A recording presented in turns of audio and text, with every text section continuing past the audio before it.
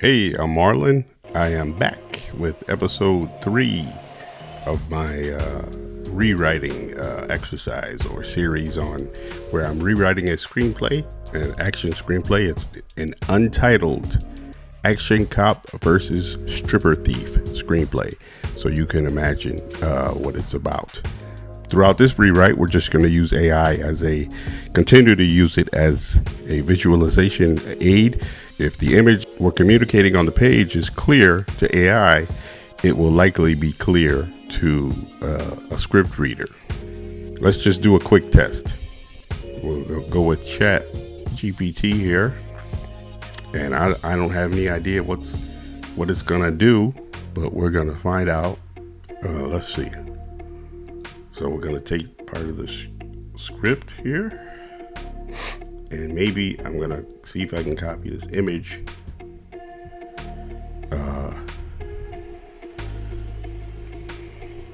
So maybe we might get some continuity, but probably not. But we'll see. And we rewrote that part in the last episode 2, so you can go back and watch it if you want. And let's see if AI can understand our quote-unquote prompt, or this screenplay, which is turning into a AI prompt. So we're gonna copy that,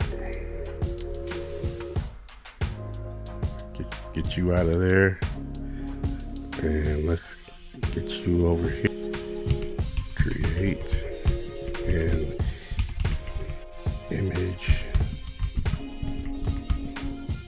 embodies this next scene in the script.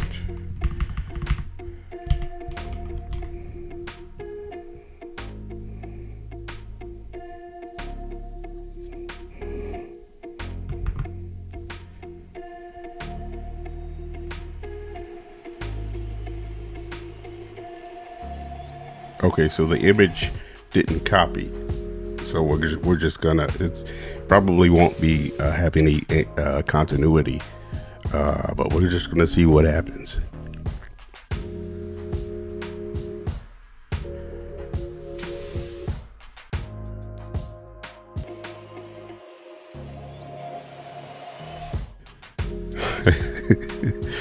Okay, so.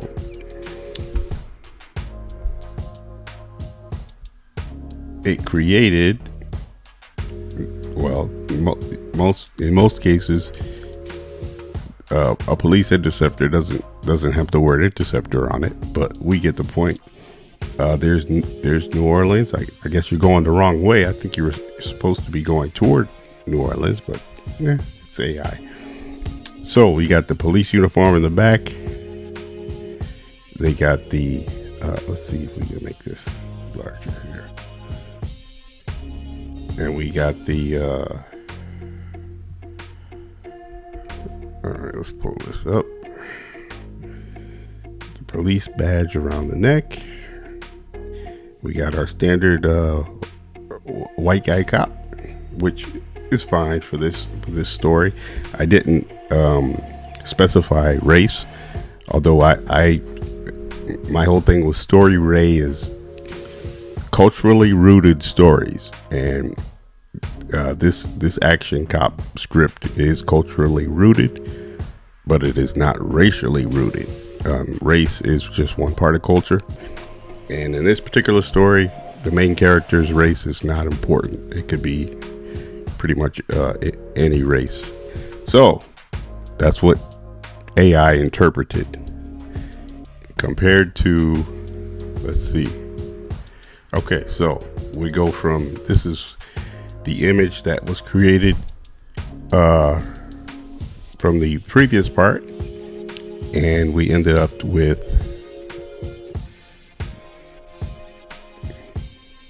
this one following. Now, it's nowhere near a full movie, but if we're going as we progress through the story, it seems to be keeping up, and it understands what's happening. I have a theory about screenwriting and the evolution of screenwriting with AI. We're not using AI to write the script. This script was written, most of it was written long before AI was a thing. But this rewrite is, we're using AI to visualize certain scenes. So we're using it as a visualization aid, not as a writer. I don't believe AI can actually create. It mimics what was already done. So we're not using it for the writing itself. We are using it as a visualization tool, which is, I don't think it's a problem, because it's not something that, if this were a movie, people would never see these images that are created by AI. These are it's being used as a tool behind the scenes, so to speak. But on that theory about AI and screenwriting and the evolution of it, I think that eventually AI is going to be able to create long form or whole movies based on what would essentially be a long prompt, and a screenplay would be one very long AI prompt, and it will be able to create a movie from that eventually. It can't do that now, but I think eventually that's where we're going. So screenwriting might evolve, or one type of screenwriting will evolve into creating elaborate AI prompts for whole movies to be made by AI. Now, am I a fan of that? Not particularly, but some people are not, don't have access to the Hollywood system or any other system for making films, and they have stories to tell. So I guess getting your story told with AI is better than not getting the story told at all. But I guess it's all debatable. So we can see the Mustang chasing somebody, so we don't need that. But thank you for leaving it. Old me who wrote this a while ago. All right.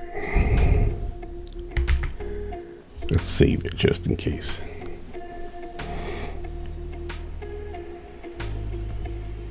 Is that an extra space there? No. Okay. So on these slug lines, which is the scene heading, INT, Interior, Mustang, Interceptor, I left off the day because that's up here.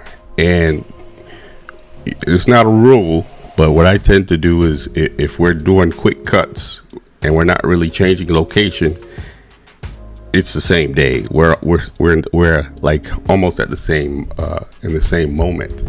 So we don't need to keep saying. It's just a way that I indicate that we're in the same, in the same location, and it's not like a time cut. Sometimes you can use continuous if you feel like you need to, but I just dropped the day and the night because we're staying. So these slug lines or scene headings, they're all missing day and night on purpose, not because I forgot. But let's see. Exterior highway.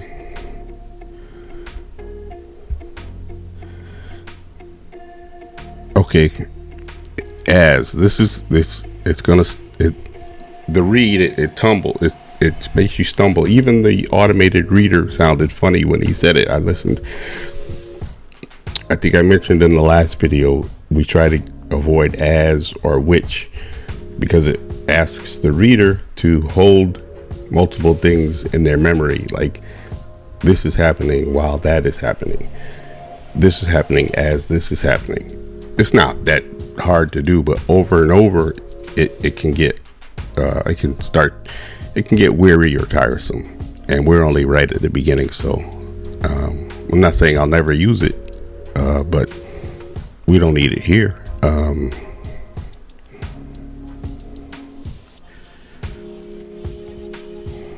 Police helicopter tracks from above. We can just close that out. Okay, it's clear. For now, we could just leave it. Okay, so let's see what AI does with this this scene.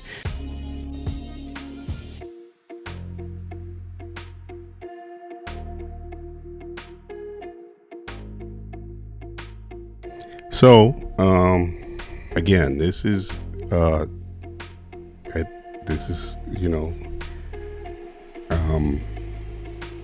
I could animate this,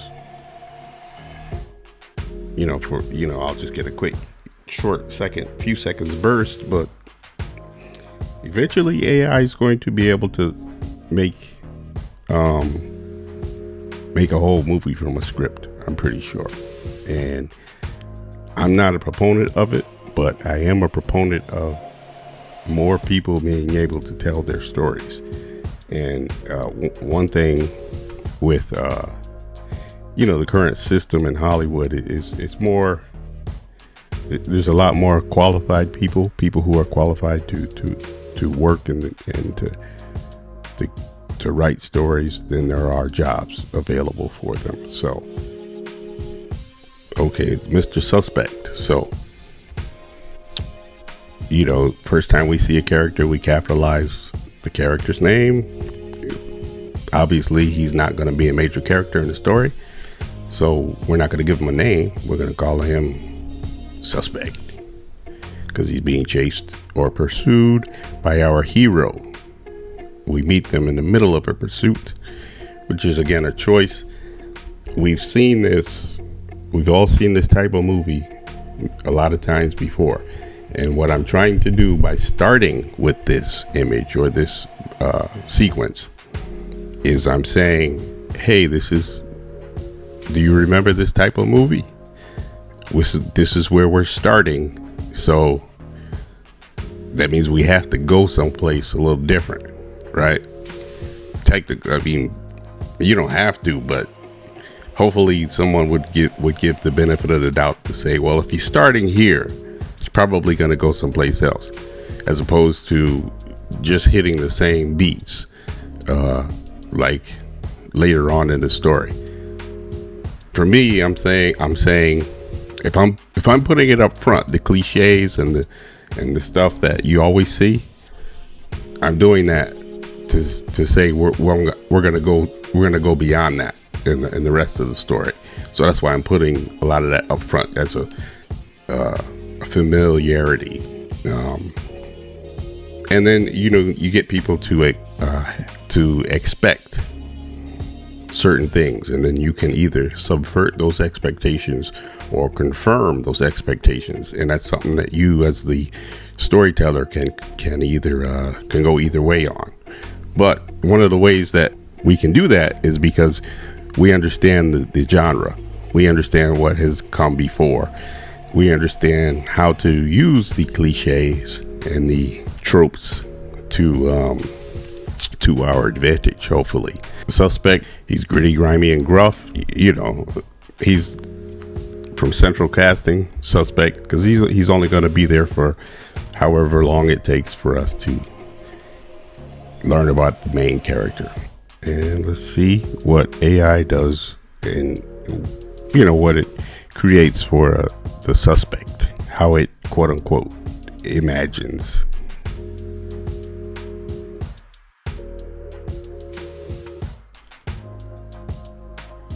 Let's see. Okay, so let's bring this image up and make it bigger.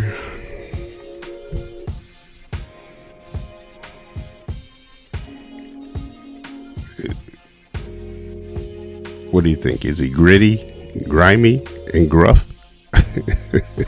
Okay, the car in the rear view looks more like an LTD or a Crown Vic, I should say. I guess you'd have to use your imagination and put the Mustang Interceptor there. And instead of looking in the rear view, he's turned around looking out the back of the car, so he should crash. But I guess those are things the AI is going to have to figure out eventually, and especially something that's geared toward video would probably do a much better job than ChatGPT here. But again, do we create the experience, right? If this were an actual movie that was filmed, could we picture what's going on, right? Does it put us there? At the beginning of the movie, we join them in the middle of a car chase or a police chase. So we're joining our main character in his everyday life, like a typical day. That's a common, I don't want to call it a rule. In screenwriting, it's a common technique when you introduce your main character is to introduce them in the middle of their everyday life, so to speak, so that you understand. It tells you about the character through action, right? So we know this cop. This is what he does every day, or this is a typical day, and he's in these life or death chase situations. So this is, again, setting up the movie to come. Learn about his character, a little bit about who he is, and how he does things. Mustang's barreling down towards him.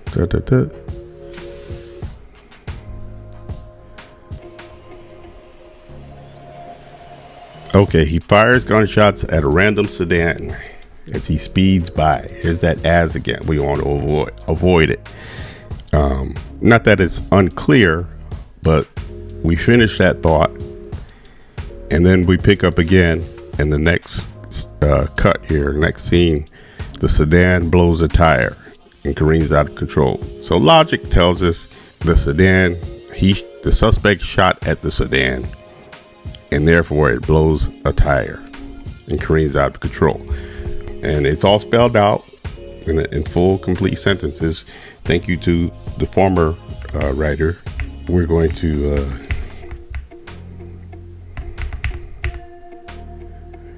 connect these scenes a little bit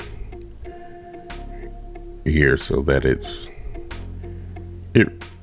gets your eyes going a little bit more down the page, just a little bit.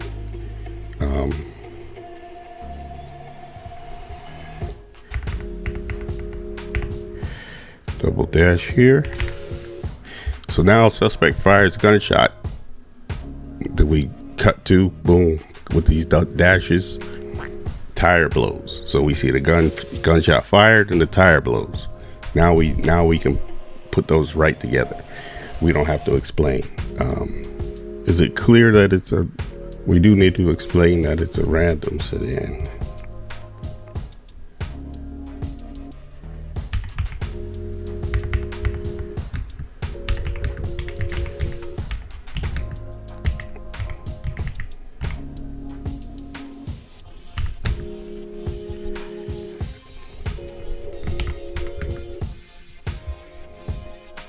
Okay, it careens out of control and flips repeatedly, moving things to the next line.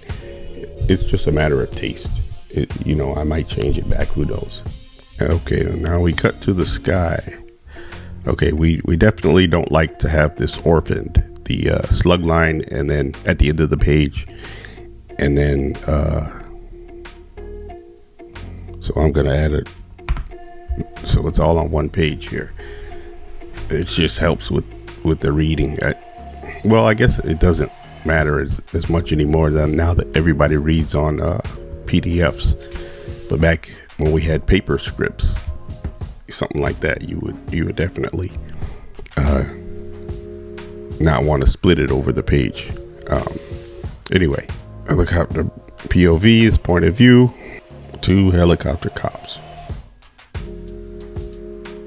Okay, see, I could go and spell them out. Helicopter pilot and helicopter sniper.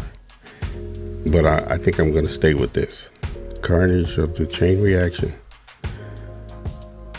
Okay, so let's, again, the order of things. Sometimes it's clear, but the helicopter cops watch the chain reaction carnage.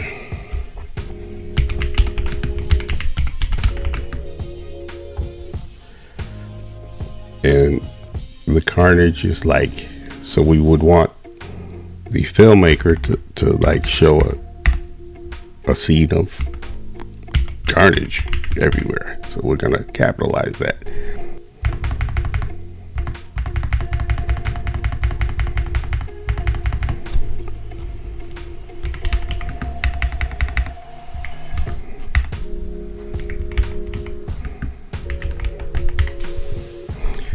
Two helicopter cops, chain reaction carnage, chain reaction. So it's a multi-car pileup, right? And it completely blocks the highway. Now the reason blocks the highway is underlined is because that's a plot point that for this scene that changes the circumstances. So it's it's kind of important. That's why it's underlined. That means no other cops can get through if the highway's blocked. But we could just say a highway.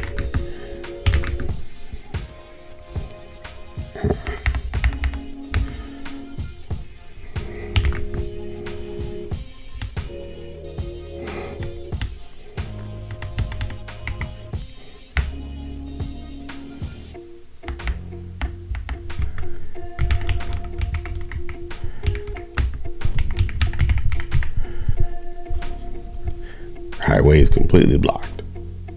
So that's nice and clear. Now we know the situation. Let's underline that. Because again, like I said, it has to do with the plot. If the highway's blocked, he can't get help. Can't get backup, can't get to him. So it's necessary for what's going to happen. Interior out, exterior.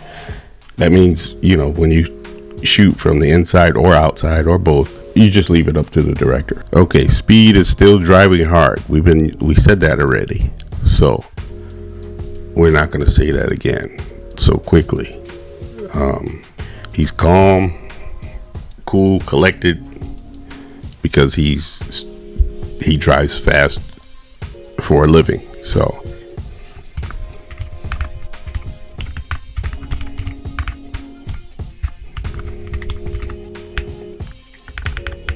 dodges the traffic.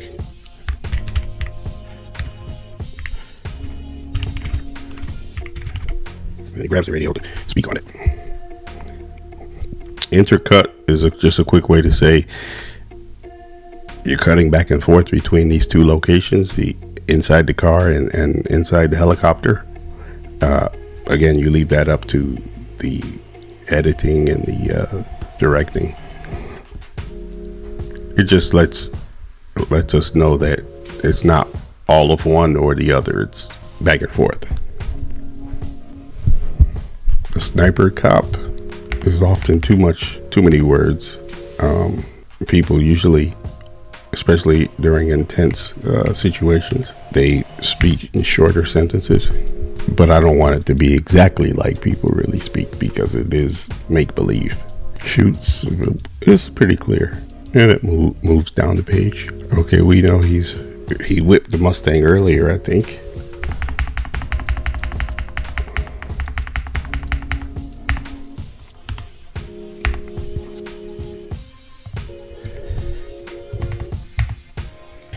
So he aims his pistol. There's too much traffic. And there's no shot. Now all of that is going to be accomplished with the way it's filmed, so I can let them. They'll sort it out. Okay, this is a little out of order because he aims the gun. It's too much traffic, no shot, and he says, "I got no shot." Then he drops the pistol on the seat. But what he's doing here is he's talking on the radio still. Now you don't have to say radio. I do because it keeps me I just like it because I know the situation.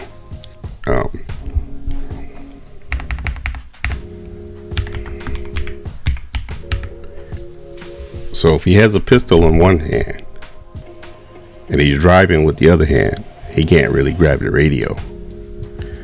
So we're gonna have to move this.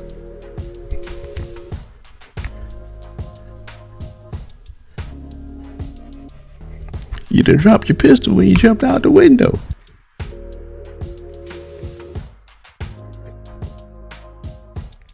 Let's cut right to the action here. The reason that's underlined is because that's, again, a plot thing. It's going to come back and later on in this scene why he doesn't have his gun when he needs it. Come on back for the next episode. We'll see if we can successfully introduce a buddy cop dynamic. We find out who's the Murtaugh to our rigs, and we'll see if AI can keep up visualizing the scenes. See you then. All screenplay material is the property of StoryRay LLC. Unauthorized use or reproduction is prohibited.